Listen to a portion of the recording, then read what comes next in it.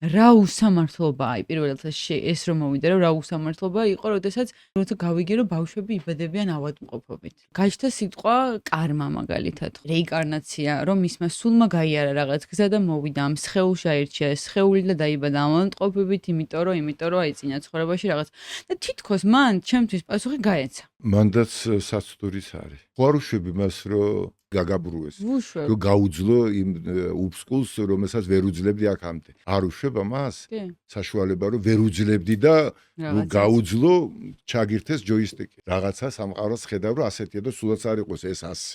არ უნდა გაიბრუო თავი. აი გარე ქრისტე ჯვარცმა სიკვდილში შედის, არ იღებს არაფერი იდეოლოგია, არ იქაც უნდა გაარჩიო. მე მაგალითად არ ვიღებ მოდელებს გარედან. ვიღაცის გათელილს, ვიღაცის პასუხგაცემულს და ამაში შევიდე სისტემაში. გარკვეულ დონემდე მე ვიყავი ასე. ოღონდ ამ სისტემაში იჯექი და გარანტირებულად ხრიგით მიგიყვან 64-ში. ყველა რელიგია მას ამას თავის სისტემები აქვს. კი.